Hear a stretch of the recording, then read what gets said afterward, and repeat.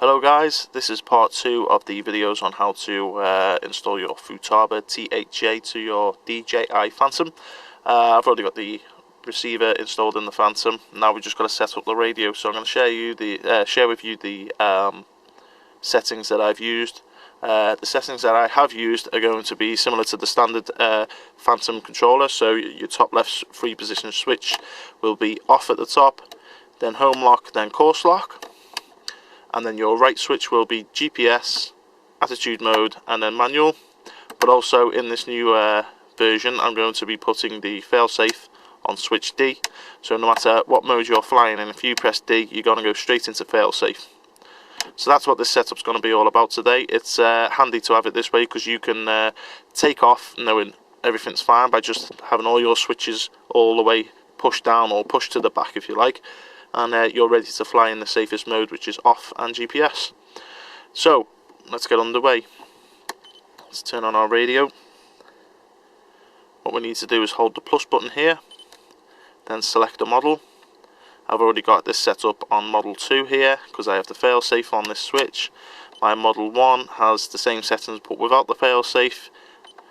And let's make a new model on here and I'll show you how to put in the settings. So choose whatever model you want, probably model 1 if you've just bought a brand new controller.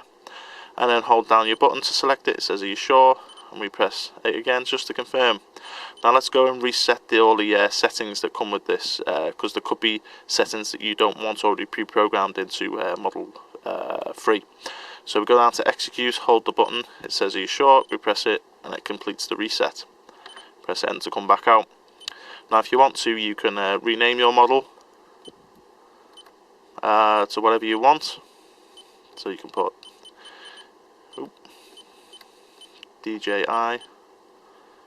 and then put Phantom, but it doesn't all fit in there.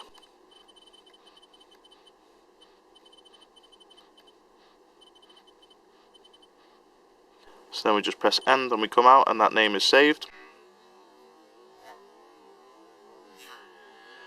Okay, the first thing we need to do is go to reverse.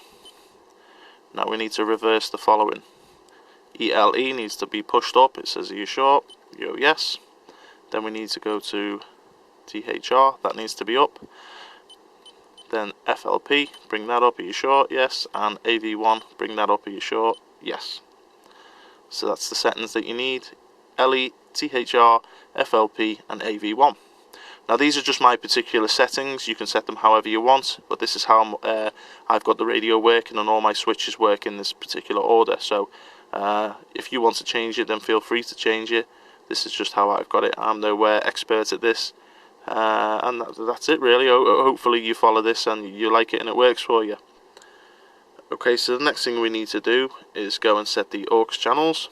So let's go along to aux chan. We'll go in, we'll have channel 5 as null, channel 6 will be switch E, SWE for switch E, channel 7 will be switch C, and channel 8 will be switch D. So null, switch E, switch C, and switch D. Let's back out of there. Next thing we need to do is go to our endpoints, so go across and down to endpoint. Now we go down to the FLP, bring this down to 62. Now what you need to do to bring this value down is bring switch C down, switch E down, and you'll notice it changes here when I make that change. So now when I bring this down, it brings down that value. Again, put that on 62. Okay, now we're going to pull down to AV1 and put this as 61.